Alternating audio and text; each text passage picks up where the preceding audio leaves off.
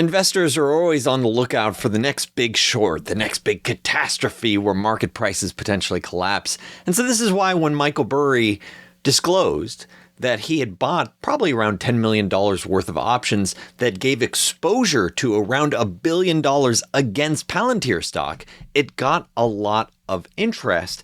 However, I think a lot of folks miss the fact that, yeah, he was buying these Palantir puts, but he was also buying Molina Healthcare stock. MOH is the ticker. He literally tweeted about it recently saying, long MOH stock and long PLTR puts is like peanut butter and bananas. I think he's trying to say that they go well together, I suppose. Now, a lot of folks might think, oh, Michael Burry's this sort of, one trick wonder. He's had these macro calls that are outrageous. He previously tweeted sell and then he deleted it. And he seems like an odd cat. He seems like he's angry. I think it's important to reflect on the fact that he is by far one of, in my opinion, the best individual company analysts out there. And so you might not agree with me. Let me share an example. So back in April of 1999, he actually had this post where he's like, yeah, I recently bought Apple stock, calling out why he thought it was a Buffett-like stock years before Warren Buffett got interested. And by the way, since then, Apple stock has gone up well over 70,000%. So Michael Burry has a nose for finding value, in my opinion. So seeing this purchase by Michael Burry of Molina Healthcare, I felt warranted a little bit more review because this was around a $25 million purchase. The exposure, the actual dollar bet, might actually be more than his Palantir bet, because when you use options, you could put down 10 million and get $1 billion of exposure. I'm not sure exactly, how much his Palantir dollar exposure is, but I think this is interesting. He's saying, yeah, long Molina Healthcare, and that, he thinks this is a value play, and he has a track record of sniffing out value. He's not alone in this situation because the chief operating officer of Molina Healthcare also bought 10,000 shares within the last few months at higher prices. So $1.5 million insider purchase. This is interesting to see. And then, so what are they looking at? They're looking at a stock that has lost a lot of value, has lost 50% drop this past year. So you're getting a little bit of bargain hunting from Michael Burry. That's to be expected, but also from the insiders here. So let's take a step back to understand, what does Molina do? Sort of a framework to how to think about the stock in the years ahead. What does Michael Burry potentially see in Molina Healthcare stock? MOH, once again, is the ticker. If you enjoy educational investment content, I do appreciate you hitting that thumbs up, hit that subscribe button. Let's dive into understanding, what they do. My name is Daniel. You're watching Unrivaled Investing. And so when you look at Molina Healthcare, they call out their Fortune 500 company providing managed healthcare services under the Medicaid and Medicare programs through state insurance marketplaces. So what this means is they're contracting with states to offer the health insurance for the poor and the elderly. And you could see the memberships and the number of people, currently around 5.5 million members that they're covering. And the vast majority is Medicaid. So you're talking about the poor. And then you also have Medicare, the elderly. Vast majority of the users, vast majority of their members, 90% Medicaid. And you can see a similar amount is revenue tied to the contracts, where the marketplace, only around 7%, around 80% of their revenue is Medicaid. How to understand this business. And you can see very high level how it's performed over time. The premiums they've collected by contracting with states. This is how much we're going to charge per member for, let's say, a Medicaid program or Medicare. It's gone up from around $20 billion to around $40 billion in 2024, and it's expected to be even higher. Now, when you look at their adjusted earnings per share, it's gone from around $10 to around $23. I personally approve of these adjustments because the adjustments are largely non-cash expenses and not, I don't believe, stock-based compensation. So this is actually a very reasonable adjustment, this calculation. And so you see strong revenue growth, strong earnings growth, and yet More recently, looking at their third quarter results for 2025, yes, continuing to post revenue growth, but the problem is that their profitability has collapsed.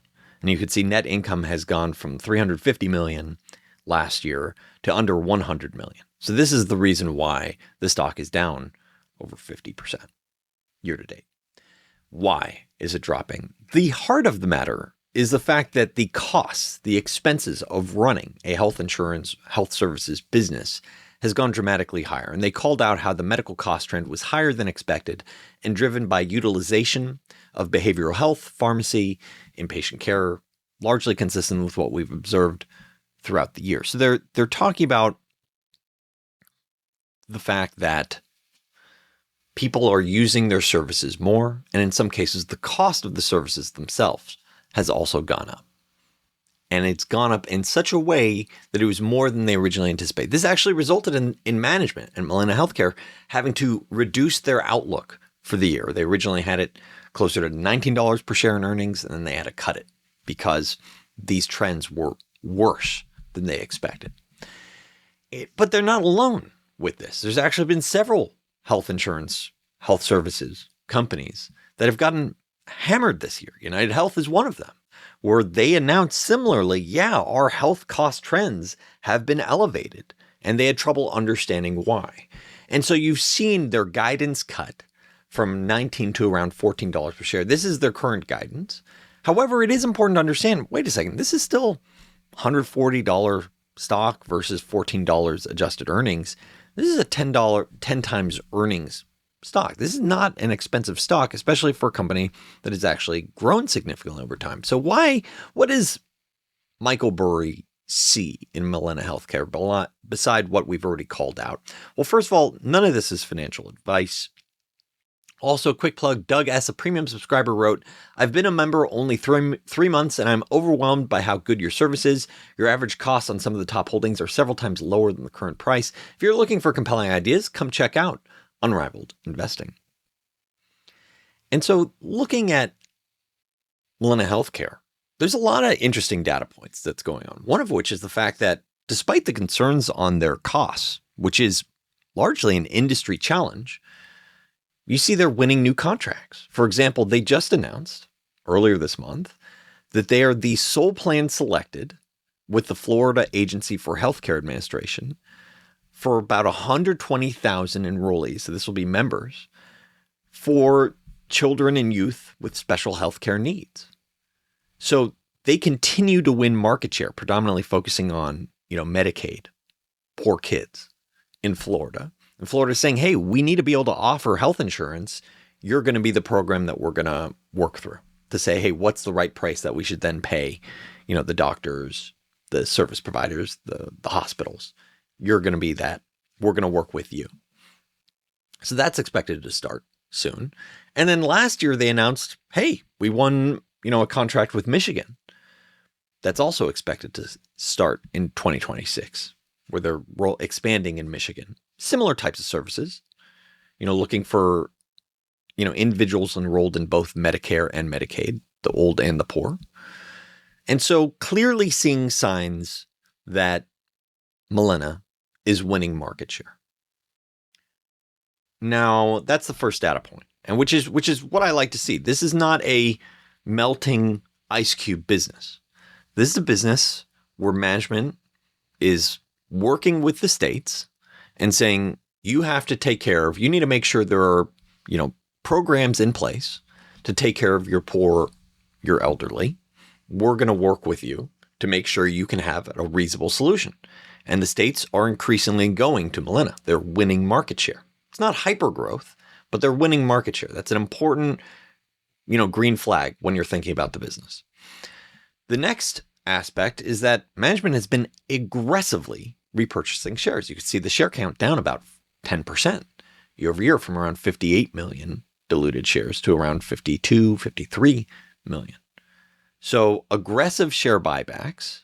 And frankly, if you have a stock trading at somewhere between 5 and 10 times earnings, we'll talk about that in just a second, it makes sense to go crazy on your buyback. Because if the business is just flat going forward, and here it is, Molina's announcing contract wins, then you have a situation where, once again, business just flat, and you're able to deliver.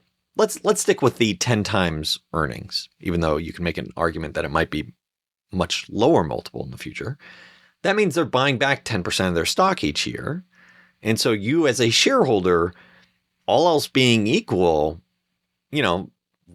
I think it's reasonable to expect that sort of 10% type of return. That's, I think, another key aspect that Michael Burry is thinking about here, which is that, that share price goes up by that 10% per year. I mean, if it stays flat, then that means management can be even more aggressive with the share repurchase because the valuation technically gets lower. So that's another key aspect. You have management doing the initiatives, the management alignment. They're showing behavior that is strongly aligned with shareholders, this aggressive buyback. So then it comes down to, okay, well, is it actually 10 times earnings? Because management talked about $14 in adjusted earnings this year. Well, previously they were closer to 22. They're winning new contracts. A lot of this, Warren Buffett once talked about the importance of finding businesses where there's a one-time but fixable problem.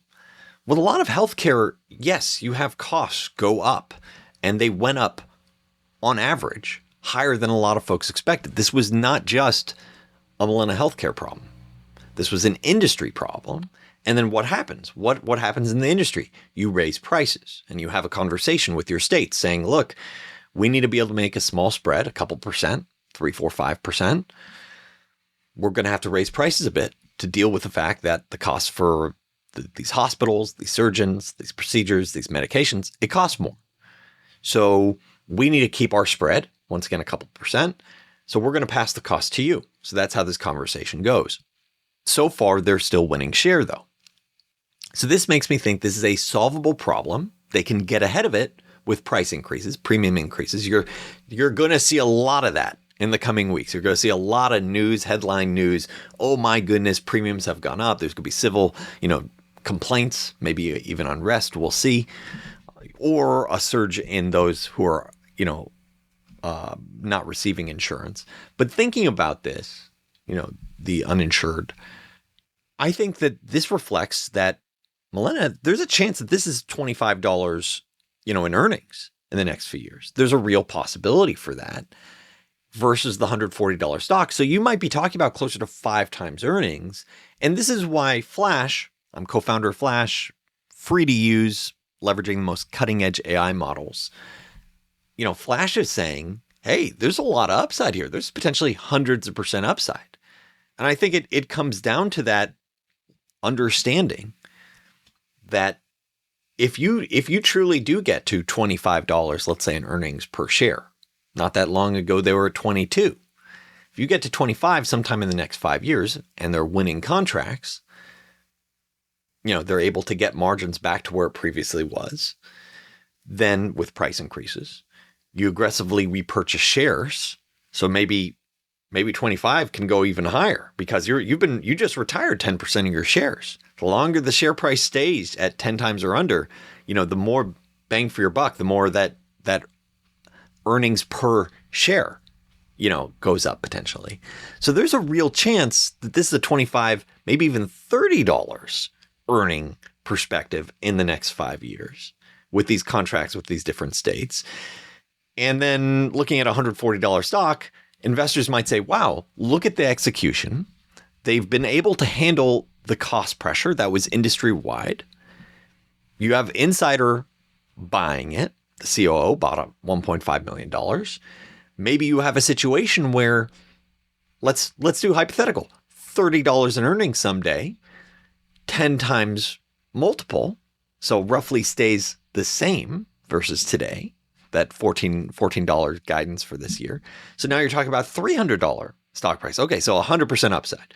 Well, then if you save, 15 times multiple, you could see how there's a lot of upside potential when you start looking at this. So, 100% plus upside, and then layer in the fact that they're buying back 10% a year. So 10% a year plus potential multiple expansion, plus potential, earnings reset higher. So I could see why Michael Burry, like this, is finding deep value in MOH stock. I hope this video has been helpful for you. Thanks so much for watching Unrivaled Investing.